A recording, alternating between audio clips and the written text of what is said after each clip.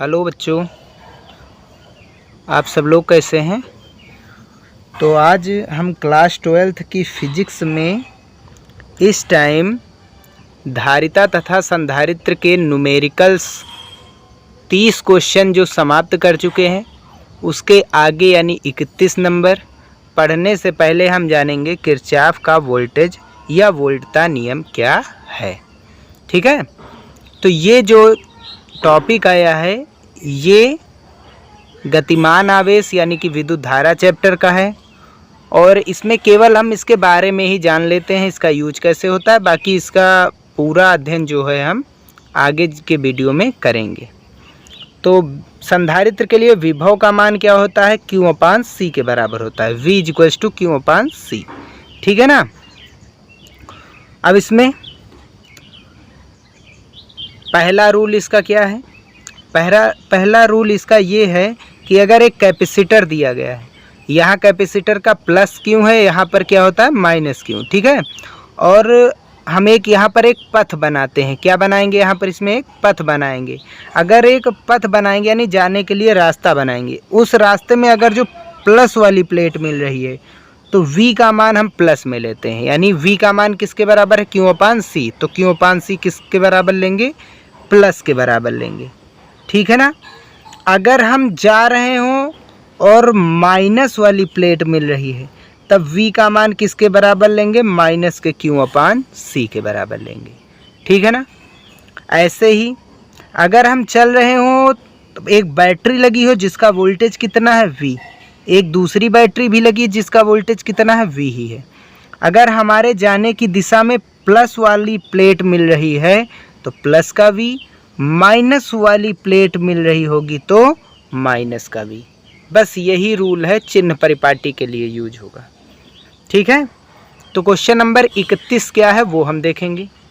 शुरुआत कर रहे हैं क्वेश्चन नंबर 31 की। दिया गया है चित्र 2.100 में दिखाए गए परिपथ में बैटरी का विद्युत वाहक बल 10 वोल्ट, संधारित्र C1 की धारिता 1 माइक्रोफैरड, C2 की धारिता 2 माइक्रोफैरड तथा बिंदु A व B के बीच विभवांतर यानी A और B के बीच विभव का अंतर VA-VB या VAB जो है कितना दिया गया है, 5 वोल्ट है। प्रत्येक संधारित्र का विभवांतर ज्ञात कीजिए, ये हमको निकालना है। ठीक है, तो हमको दिया क्या गया है, दो कैपेसिटर लगे हुए हैं चित्र में, एक की धारिता है 1 माइक्रोफैरड, दूसरे वाले की 2 माइक्रोफैरड। अब इसमें देखो इधर माइनस लगा हुआ है, इधर प्लस लगा है, यानी कि ये माइनस वाली प्लेट है संधारित्र की तो ये प्लस वाली प्लेट होगी, और इधर इसमें ये प्लस वाली प्लेट है तो ये माइनस वाली प्लेट हो जाएगी। ठीक है, यहाँ बैटरी का प्लस टर्मिनल, यहाँ पर माइनस टर्मिनल। ठीक है ना, छोटा वाला सिरा निगेटिव होता है, बड़ा वाला पॉजिटिव होता है। ठीक है ना, यही विभवांतर दिखाता है। और जो बैटरी लगाई गई है या सेल लगाया गया है उसका विद्युत वाहक बल यानी वोल्टेज कितना है, 10 वोल्ट की बैटरी लगाई गई, और A और B के बीच कितना वोल्टेज जा रहा है, केवल 5 वोल्ट की वोल्टता जा रही है। ठीक है, शुरू करते हैं इस क्वेश्चन के बारे में। तो ये एक डायग्राम दिया गया था हमें, ठीक है, और इसका हम अलग से अगर डायग्राम बनाएंगे तो हमको यहाँ से दिया गया है VA-VB बराबर 5 वोल्ट, यानी A और B के बीच में जो कितने वोल्ट की बैटरी लगी है, 5 वोल्ट की। तो इसका डायग्राम कैसे बनेगा, ये कैपेसिटर है, यहाँ पर एक बैटरी, फिर एक कैपेसिटर, यहाँ बिंदु B है, यहाँ पर बिंदु A है। A और B के बीच में एक बैटरी लगी है। अब देखो यहाँ से A की वोल्टता, देखो A की वोल्टता ज़्यादा है और B की वोल्टता कम, यानी A धन विभव पर होगा और B ऋण विभव पर। कितने वोल्ट की बैटरी लगी है, 5 वोल्ट की। यहाँ कितने वोल्ट की लगी है, 10 वोल्ट की। इसकी धारिता C1, इसकी धारिता C2। ठीक है, अब नेट बैटरी कितनी हो जाएगी, देखो इस वाली बैटरी का प्लस टर्मिनल इसके किसके साथ जुड़ा हुआ है, माइनस के साथ। इसका प्लस इसके माइनस से जुड़ा और इसका माइनस उसके प्लस से जुड़ा है। तो ये दोनों आपस में क्या हो जाएंगी, जुड़ करके कितने वोल्ट की हो जाएंगी, 15 वोल्ट की। और ये हो गया हमारा C1 और ये C2। ठीक है ना। 5 वोल्ट की थी, ए और बी के बीच में कितने वोल्ट की बैटरी लगी है, 5 वोल्ट की। ए की वोल्टता प्लस में रखेंगे क्योंकि ए का वोल्टेज ज़्यादा और बी का कम, ठीक है। तो ए को प्लस पर, बी को माइनस पर रखा गया। अब देखो ये इस वाली 10 वोल्ट की बैटरी का माइनस, 5 वोल्ट की बैटरी का प्लस आपस में संबंधित है, इसका प्लस इसका माइनस संबंधित। अगर प्लस माइनस जो साथ आते हैं तो वोल्टता बढ़ती है, प्लस प्लस और माइनस माइनस आएंगी तो वो घट जाती है, ठीक है। अब देखो यहाँ C1 और C2 कौन से क्रम में है, श्रेणी क्रम में। C1 व C2 श्रेणी क्रम में है।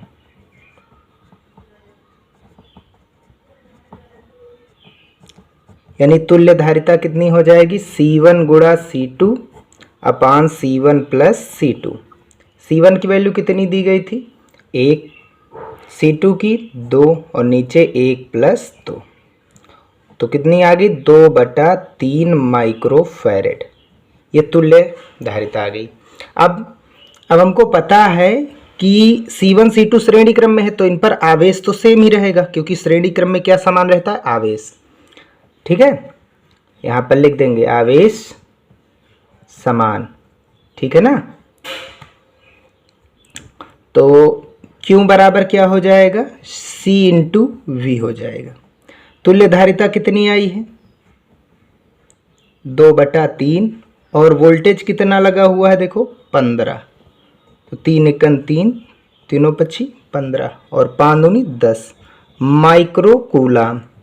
ये क्या आ गया हमारा, आवेश, ठीक है। तो इस पर भी आवेश कितना है, 10 माइक्रो कूलाम, इस पर भी आवेश 10 माइक्रो कूलाम। अब श्रेणी क्रम में क्या समान नहीं रहता, विभव, तो इसका विभव कितना है, V1 मान लेंगे और इसका विभव क्या है, V2 मान लेंगे, ठीक है ना। तो V1 बराबर हमने देखो एक फार्मूला पढ़ा था, V = Q/C, तो वही फार्मूला यहाँ पर यूज करेंगे। तो V1 के लिए आवेश कितना देखो Q और धारिता कितनी है C1, तो आवेश कितना आया है 10 और धारिता कितनी की दी गई थी C1 की वैल्यू कितनी है, 1 दी गई थी ना। तो हल करेंगे तो ये माइक्रो में था, ये भी माइक्रो कैंसिल हो जाएगा, तो V1 की वैल्यू कितने वोल्ट आ जाएगी, 10 वोल्ट। तो C1 पर कितने वोल्ट की विभव है या विभव अंतर कितना है, 10 वोल्ट का। ऐसे ही V2 के लिए आवेश तो Q ही है और धारिता क्या है C2, तो आवेश 10 और धारिता C2 की वैल्यू कितनी है, 2 दी गई है ना। C2 की वैल्यू 2, तो 2 पंची 10, तो यहाँ से V2 कितना निकल के आया है, 5 वोल्ट। अतः पहले संधारित्र पर यानी 1 माइक्रोफैरेड वाले संधारित्र पर कितना वोल्टेज का विभवांतर है, 10 और 2 माइक्रोफैरेड वाले पर कितना विभवांतर है, 5 वोल्ट। यह इसका आंसर हो जाएगा। क्वेश्चन नंबर 32 देखते हैं क्या दिया गया है। किसी धारिता के समांतर प्लेट संधारित्र के प्लेटों के बीच का स्थान 3 समरूप परावैद्युत स्लैब से भर दिया जाता है, चित्र में दिखाया गया है। यदि इनके परावैद्युतांक K1 K2 K3 हो तो नई धारिता ज्ञात कीजिए। यानी एक पहले से ही था संधारित्र जिसकी धारिता कितनी दी गई थी, C दी गई थी। क्या होता है जब इसमें 3 खंड करके K1 K2 K3 वाले परावैद्युत पदार्थ भर देते हैं तो नई धारिता क्या होगी, ये हमको बताना है। तो ये एक ऐसे डायग्राम दिया गया था, ठीक है। ऐसे डायग्राम यानी एक पहली प्लेट है, दूसरी प्लेट है, इस प्लेट को किया गया है 1/3 भाग में, ठीक है। यानी एरिया ए था 3 भागों में बांटा गया तो A/3 हो जाएगा। डिस्टेंस दोनों प्लेटों के बीच की दूरी तो D ही बनी रहेगी। अब ये कौन से क्रम में लगे हुए हैं, देखो प्लेट का यहाँ क्या बट रहा है, एरिया। अगर क्षेत्रफल बट रहा है तो कौन से क्रम में आ जाते हैं, समांतर क्रम में आ जाते हैं। तो ये अलग बन गया संधारित्र, ये कैपेसिटर अलग हो गया जिसका परावैद्युतांक K3 है, दूसरा वाला अलग बन गया जिसका परावैद्युतांक K2 है और ये तीसरा वाला अलग बन गया जिसका परावैद्युतांक K1। अब हम लोग जानते हैं कि धारिता परावैद्युतांक पर निर्भर करती है और प्लेटों का क्षेत्रफल भी बदल रहा तो इसलिए धारिता भी बदल जाएगी। तो ये एक इसकी धारिता क्या हो जाएगी, K1 के लिए धारिता C1, K2 के लिए धारिता C2 और K3 के लिए धारिता C3, ठीक है ना। अब C1, C2 व C3 कौन से क्रम में है, समांतर क्रम में है, समांतर क्रम में है। तो तुल्य धारिता क्या हो जाएगी, तुल्य धारिता C इक्विवेलेंट, ठीक है ना। तो C1 plus C2 plus C3। अब C1 के लिए समांतर प्लेट संधारित्र की धारिता क्या होती है? A epsilon not upon D. लेकिन किसी परावैद्युत पदार्थ के लिए A epsilon not K upon D होता है। ठीक है। तो C1 के लिए क्या हो जाएगा? क्षेत्रफल कितना है? क्षेत्रफल है A/3। इप्सिलॉन नॉट वही है। परावैद्युतांक C1 के लिए K1 और डिस्टेंस नीचे D कितना है? D ही रहेगा। प्लेटों के बीच की दूरी सेम ही रहेगी। अब C2 के लिए क्षेत्रफल A/3 हो जाएगा। देखो बढ़ गया। इप्सिलॉन नॉट वही बना रहेगा। परावैद्युतांक कितना हो जाएगा? K2 और दूरी कितनी रहेगी? D प्लस C3 के लिए क्षेत्रफल A का मान A/3 हो जाएगा। इप्सिलॉन नॉट और परावैद्युतांक यानी K का मान क्या हो जाएगा? K3 और अपान में डिस्टेंस कितना रहेगा? अब यहाँ से कॉमन क्या लेंगे? A/3 सब में है कॉमन, इप्सिलॉन नॉट कॉमन है और क्या कॉमन है? D। अंदर क्या बचेगा? K1 plus K2 plus K3। C equivalent. अब देखो ये वाला पार्ट किसके बराबर है? हमें दिया गया था प्रारंभिक धारिता कितनी दी गई थी? C दी गई थी। प्रारंभिक धारिता पूरी तुल्य, जब कुछ भी अंदर नहीं भरा हुआ था। ठीक है, जब कुछ नहीं भरा होता तो C बराबर A epsilon not upon D। तो इप्सिलॉन नॉट अपान D किसके बराबर हो जाएगा? C के बराबर। ब्रैकेट में K1 plus K2 plus K3 और अपान में कितना आ जाएगा? 3। ये बन जाएगा इसका फाइनल आंसर। ठीक है ना। तो चलिए हम क्वेश्चन नंबर 34 देखते हैं। चित्र में प्रदर्शित परिपथ में यदि बिंदु B को पृथ्वी से संबंधित कर दिया जाए तथा A को प्लस 1200 वोल्ट विभव पर रखा जाए तो प्रत्येक संधारित्र पर आवेश तथा बिंदु C पर विभव की गणना कीजिए। तो ये एक चित्र दिया गया है। B को पृथ्वी से जोड़ा गया है और A को कितने वोल्ट की बैटरी से जोड़ा गया है? 1200 वोल्ट की। ठीक है ना। अब हमको C पर निकालना है विभव कितना आएगा और साथ ही साथ प्रत्येक संधारित्र पर आवेश क्या आएगा? पहले वाले, दूसरे वाले और तीसरे वाले में। चलिए देखते हैं। तो ये हमारा चित्र बना हुआ है। हमको VA का मान दिया गया है प्लस का 1200 वोल्ट। ठीक है। और साथ ही साथ क्योंकि B का संबंध किससे है? पृथ्वी से है, अर्थ से है। अगर किसी भी स्रोत का, ठीक है, किसी भी बिंदु का हम पृथ्वी से संपर्क कराते हैं तो क्या करता है? पृथ्वी से इलेक्ट्रॉन निकल करके यहाँ पर उदासीन कर देते हैं सबको, यानी उस बिंदु का विभव क्या हो जाता है? 0। अगर किसी भी प्लेट का विभव 0 करना है तो उसका संपर्क हम किससे करा देते हैं? अर्थ यानी पृथ्वी के साथ। ठीक है। तो यहाँ पर A और B के मध्य विभव का अंतर कितना आ जाएगा? VA और VB के मध्य विभव अंतर, ये क्या आएगा? VA minus VB। VA की वैल्यू कितनी है? 1200 है और VB की वैल्यू कितनी दी आ गई है? 0। तो यानी A और B के मध्य विभवांतर जो है वो भी 1200 वोल्ट का है। ठीक है ना। हमको C पर निकालना है। क्या निकालना है? C पर निकालना है हमको विभव। C पर हमको विभव चाहिए। साथ ही साथ हमको पहले वाले संधारित्र पर आवेश मान लिया Q1, दूसरे और तीसरे वाले संधारित्र पर आवेश की मात्रा क्या होगी ये भी निकालना है। तो Q1, Q2, Q3 का मान निकालना है। तो सबसे पहले हम बिंदु C का क्या निकालेंगे? विभव। तो बिंदु C का विभव तब तक नहीं निकलेगा जब तक हमको आवेश नहीं पता होगा, क्योंकि V बराबर Q अपान C पढ़े हमने। ठीक है। तो हम सबसे पहले आवेश निकालेंगे। तो आवेश निकालने के लिए हम जानते हैं C2 और C3 कौन से क्रम में। सबसे पहले इसको हम पूरा का पूरा एक ही संधारित्र मान करके हल करेंगे। तो C2 व C3 कौन से क्रम में है? समांतर क्रम में है। ठीक है। तो यहाँ से C डैश कितना निकल के आएगा? समांतर क्रम में डायरेक्ट जुड़ता है संधारित्र की धारिता। ठीक है। C2 की वैल्यू कितनी है? 4 माइक्रोफैरड और C3 की वैल्यू 2। तो हल करेंगे तो कितने माइक्रोफैरड हो गई? 6 माइक्रोफैरड। ठीक है। अब C डैश व इन दोनों को मिला करके एक बन गया हमारा कैपेसिटर। ये बिंदु B है, यहाँ पर C है और यहाँ पर ए। ठीक है ना, इसका संबंध पृथ्वी से, इसका संबंध आवेश स्रोत से। अब इसकी धारिता कितनी थी C1, इसकी कितनी निकल के आई है C'। तो C1 और C' कौन से क्रम में आ गए? श्रेणी क्रम में। तो C' हुआ C1 कौन से क्रम में है? श्रेणी क्रम में, सीरीज में है, श्रेणी क्रम में है। तो श्रेणी क्रम में है ये यदि, तो श्रेणी क्रम के लिए तुल्य धारिता कितनी निकल के आएगी? तुल्य धारिता C' गुणा C1 अपान C' प्लस C1। तो C' की वैल्यू कितनी निकल के आई है? 6। C1 कितना दिया गया है? 3।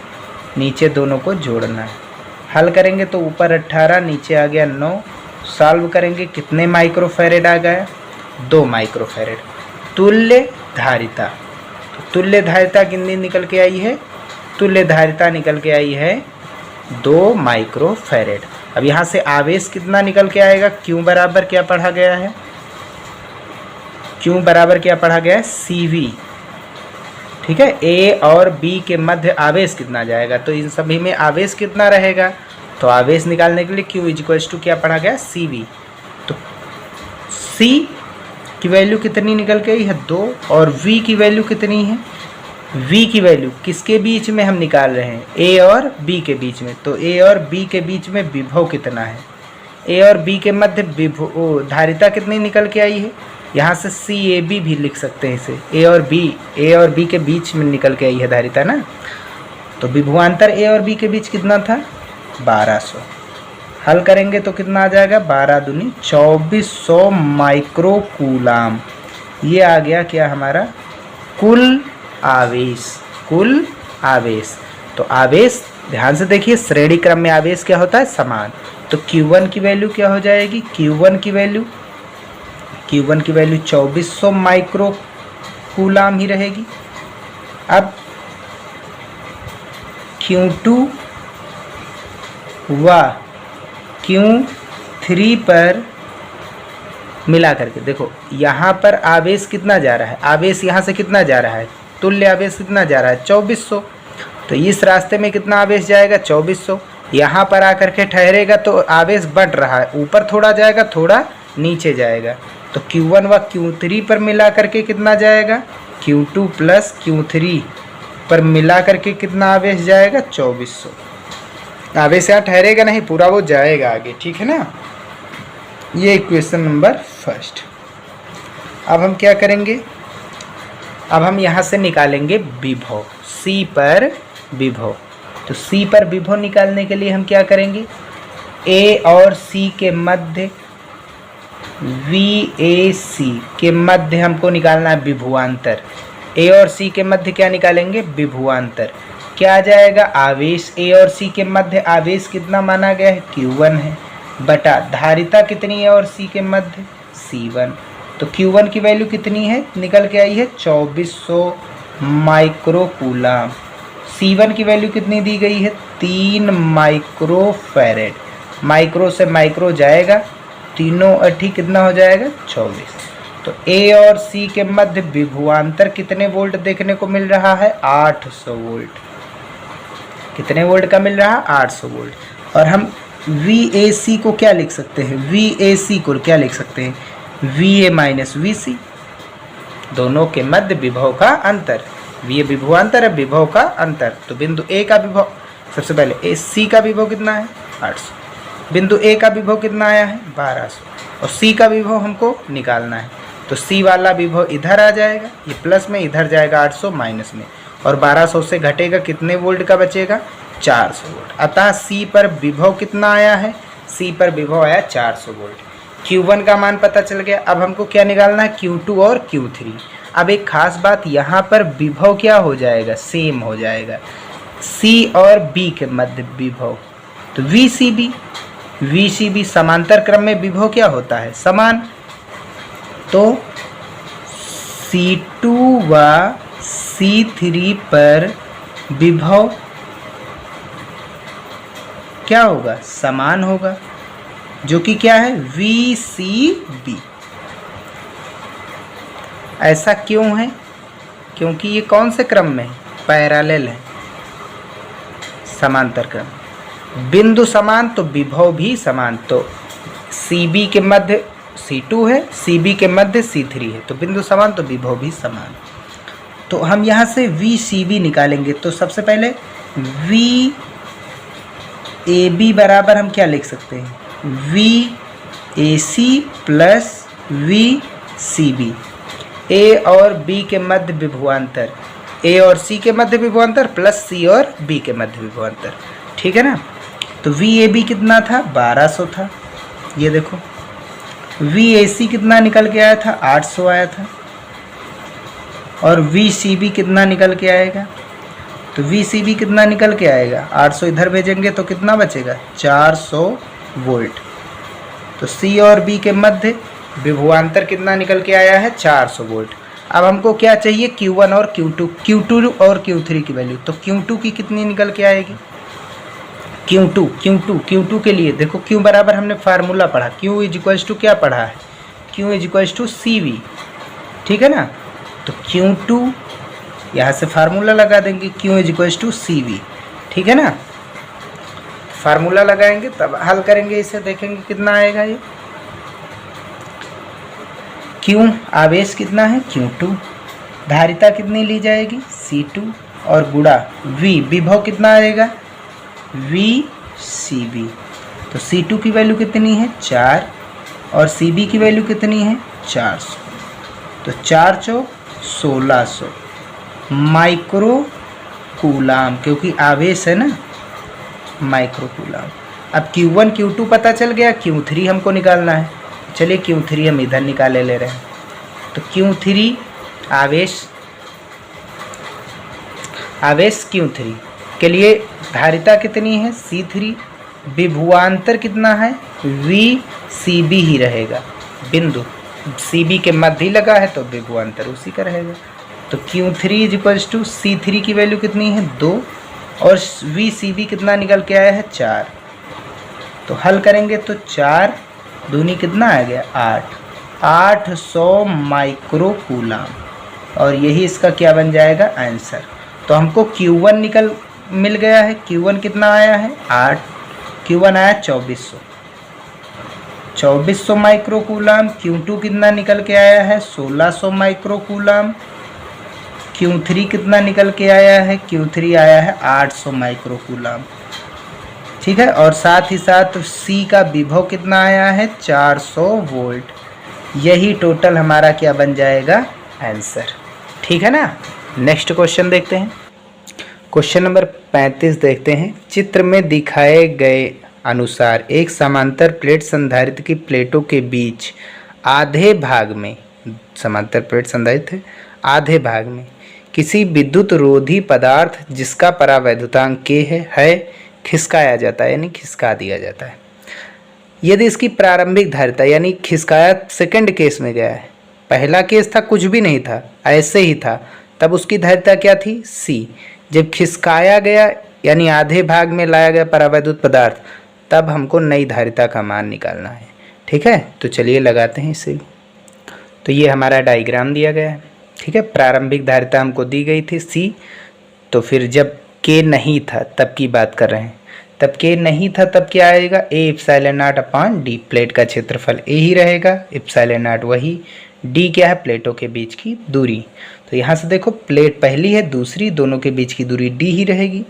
अब इतने भाग में क्या हो गया, परावैद्युत पदार्थ खिसकाया गया, तो इसकी धारिता बदल जाएगी और इसकी धारिता भी अलग अलग हो जाएंगी। अब दो धारिताएं, यहाँ कुछ नहीं है लेकिन यहाँ पर है, तो इसकी धारिता C1, इसकी मान लेंगे C2, ठीक है ना। एरिया कितना है, एरिया अभी तक A था लेकिन एरिया आधा आधा हो गया, आधा इधर चला गया आधा इधर, A/2। अब ये वाला अलग निकाल लेंगे C1, और इस वाले C2 को अलग हमने रख दिया।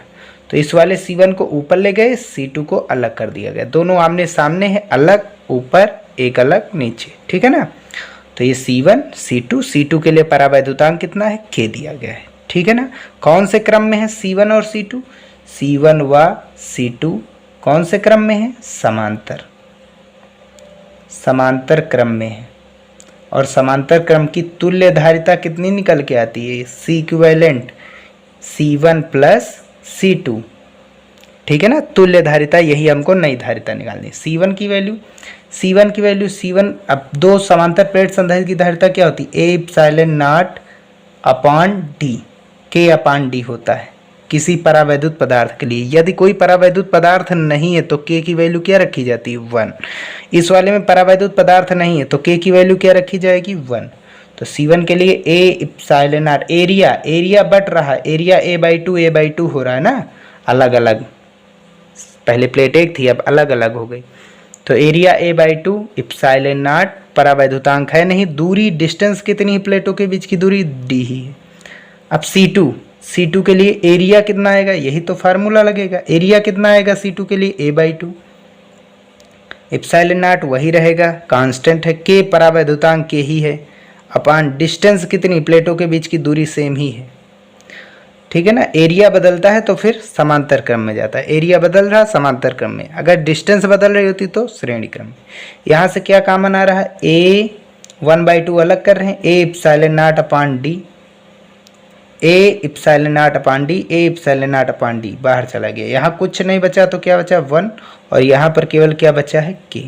A epsilon not upon D किसके बराबर है, प्रारंभिक धारिता के बराबर है, देखो तो सी नई धारिता है, सी इक्विवेलेंट कह सकते हैं, 1/2 सी ब्रैकेट में 1 प्लस के, और यही इसका क्या बन जाएगा, आंसर। ठीक है, चलिए क्वेश्चन नंबर 36 देखते हैं। किसी समांतर प्लेट संधारित्र की धारिता 2 माइक्रोफैरेड है, जबकि इसकी प्लेटों के बीच निर्वात है। एक समांतर प्लेट संधारित्र है और जिसकी धारिता दी गई है 2 माइक्रोफैरेड, यानी सी की वैल्यू। निर्वात का मतलब के का मान कितना आया, 1 आया। प्लेटों के बीच, केस शुरू हो गया फर्स्ट, प्लेटों के बीच के स्थान को 2 परावैद्युतों की बराबर मात्राओं से, यानी चित्र में दिखाई गई 2 विधियों से भरा जाता है। 2 विधियां पहले क्या है, इसमें एरिया बटा है और इसमें डिस्टेंस बट गई है, और डिस्टेंस बढ़ती है तो श्रेणी क्रम, एरिया बढ़ता है तो समांतर क्रम। अब यदि उनके परावैद्युतांक 3 तथा 6 हो तो दोनों स्थितियों में संधारित्र की धारिता ज्ञात कीजिए, ये हमको दिखाना है। तो क्वेश्चन नंबर 36, प्रारंभिक धारिता दी गई है, यानी C = 2 माइक्रोफैरेड। निर्वात की बात हो रही है, यानी K का मान 1। पहला हमने उठाया है 36 का पहला, K1 की वैल्यू 3, K2 की वैल्यू 6। एरिया बट रहा है, पहले वाले में एरिया बट रहा है, डिस्टेंस सेम ही है, देखो एरिया बट रहा है, तो एरिया बट रहा है तो समांतर क्रम, ये वाला गुट का अलग, ये वाला गुट का अलग। तो C1 के लिए परावैद्युतांक K1, C2 के लिए परावैद्युतांक K2, यानी धारिताएं बदल जाएंगी क्योंकि परावैद्युत पदार्थ अलग अलग है, परावैद्युतांक अलग अलग है, तो धारिता भी अलग अलग आएगी। तो C1 व C2 कौन से क्रम में है, समांतर क्रम में। अगर C1 और C2 समांतर क्रम में है तो C = यस, चलिए C12 कह सकते हैं, या चलिए C इक्विवेलेंट कह दीजिए, C1 + C2 समांतर क्रम में डायरेक्ट जुड़ते हैं। तो C = क्या होता है, A epsilon not K upon D, और शुरुआत में जो दी गई थी 2 माइक्रोफैरेड प्रारंभिक धारिता, वो भी निर्वात की बात हो रही है तो K का मान 1, निर्वात प्रारंभ में निर्वात था, A epsilon not upon D, ये C बराबर कितना दिया गया है, 2 माइक्रोफैरेड। ये इतना पोर्शन हमको 2 माइक्रोफैरेड दिया गया है, ठीक है ना। C1 के लिए अब एरिया देखेंगे, एरिया कितना है, एरिया बट रहा है, एरिया a/2 हो जाएगा into epsilon not K, C1 के लिए परावैद्युतांक K1 अपॉन डिस्टेंस D ही रहेगी, एरिया बट रहा है a/2 इप्सिलॉन नॉट, C2 के लिए परावैद्युतांक K2 अपॉन डिस्टेंस वही रहे। कॉमन क्या आ रहा है, 1/2 अलग, A epsilon not upon D, bracket में क्या आ गया, K1 + K2, C इक्विवेलेंट आया। इसकी वैल्यू दी गई थी प्रारंभिक, A epsilon not upon D 2 microfarad, तो 1/2 × 2 ब्रैकेट में K1 की वैल्यू पुट करेंगे 3, K2 की वैल्यू पुट करेंगे 6, 2 से 2 कैंसिल, यहाँ से C इक्विवेलेंट कितने निकल के आएगा, पहले केस में 6 और 3 कितना हो गया, 9 माइक्रोफैरेड। तो पहले वाले केस में कितने माइक्रोफैरेड आया, 9 माइक्रोफैरेड। तो सेकंड केस में क्या है, ये देखो, ये इसमें लंबी लंबी पट्टी डाली गई। तो इस वाले पट्टी का भी एरिया पहले वाली पट्टी, ये पहली प्लेट थी। अब इसमें एक लकड़ी का गुटका, ऐसे समझ लो कागज़ का टुकड़ा डाला गया है। एरिया सेम ही है दोनों का, ये भी लंबी लंबी एरिया उतने का है पहले के बराबर। दूसरी वाली डिस्टेंस क्या होती है, डी होती है। आधे वाले पार्ट में क्या आ गया, पहला वाला। आधे वाले पार्ट में कौन चला गया, दूसरा वाला। ठीक है। अब अगर जो हम इसे ऐसे रखेंगे, समझ लीजिए ऐसे, तो ये अलग और ये अलग। ठीक है। तो ये कैसे बनेगा, एक पहला वाला अलग चला गया। ठीक है। पहला वाला किससे जुड़ा हुआ है, देखो दूसरे वाले से, ये दूसरा वाला अलग। इसकी धारिता C1 चली जाएगी, इसकी C2, क्योंकि बदल जाएगी ना, अलग अलग परावैद्युतांक। D/2 एरिया A ही है, इसका परावैद्युतांक K1, इसका कितना है K2। अब C1 और C2 किस क्रम में आ जाएंगे, C1 व C2 श्रेणी क्रम में आएंगे। कौन से क्रम में आएंगे, श्रेणी क्रम में। तब C क्या आ जाएगा, C1 गुणा C2 प्लस C1 प्लस बटा C1 प्लस C2। C1 गुणा C2, C1 की वैल्यू अलग से निकाल लेंगे। C1 इज टू, भाई C इज क्या पढ़ा गया, A epsilon naught. C is to A epsilon naught K/D होता है। ठीक है ना। तो C1 इज टू एरिया तो A ही रहेगा C1 के लिए एरिया A, एप्सिलॉन नॉट परावैद्युतांक K1, डिस्टेंस कितनी हो जाएगी, D/2। C2 के लिए एरिया A ही रहेगा, एप्सिलॉन नॉट बदलता नहीं, परावैद्युतांक K2 है। C2 के लिए परावैद्युतांक K2 और डिस्टेंस कितनी है, D/2। आधी आधी डिस्टेंस चली गई ना। अब यहाँ पर वैल्यू पुट करेंगे तो A एप्सिलॉन नॉट K1/D, 2 कहाँ चला जाएगा, ऊपर, गुणा A एप्सिलॉन नॉट, C2 की वैल्यू यहाँ से put, A epsilon not K2/2 कहाँ चला जाएगा, ऊपर चला जाएगा। तो 2 ऊपर चला गया, नीचे क्या बचा, D। अब ऊपर गुणा हुआ, नीचे जोड़ेंगे तो 2 ऊपर चला जाएगा, दोनों का 2 ऊपर जाएगा। तो 2A epsilon not K1/D plus 2A epsilon not K2/D। Common लेंगे, 2 यहाँ से नीचे से कॉमन लेकर के कैंसिल कर देंगे। अब नीचे से A epsilon naught, A epsilon naught common लेकर के A एप्सिलॉन नॉट/D कैंसिल कर देंगे। गुणा हो रहा है, ऊपर का एक जाएगा, नीचे कॉमन लेकर के कैंसिल करेंगे। अब ऊपर कौन बचा, केवल K1 गुणा 2A epsilon naught, A epsilon नॉट/D, निर्वात की बात हो रही, 2 माइक्रोफैरेड पहले से ही दिया गया, 2 रख देंगे, गुणा में K2। नीचे क्या बच रहा है, यहाँ पर K1 प्लस इधर क्या बच रहा है, K2। अब K1 K2 की वैल्यू, K1 कितना दिया गया था, K1 3 है, K2 कितना है 6। तो 3 गुणा 2 दूनी 4, ऊपर गुणा रहेगा, नीचे जोड़। K2 कितना दिया गया था 6, नीचे K1 प्लस K2 दोनों को जोड़ना है। तो K1 3 है, K2 कितना दिया गया था 6। तो हल करेंगे, 6 चौको 24, 24 तियाँ 72 और नीचे 6 3 9, 9 1 9, 9 8 72। तो C इक्विवेलेंट कितना निकल के आएगा, सेकेंड केस में 8 माइक्रोफैरेड। यही क्या बन जाएगा इसका आंसर। ठीक है ना। अब यहीं पर वीडियो होता है समाप्त। अगर वीडियो पसंद आया हो तो उसे लाइक और साथ ही साथ कमेंट ज़रूर करें कि कैसा लगा है, कहीं ऐसा कोई पॉइंट है जो आपको समझ में नहीं आया।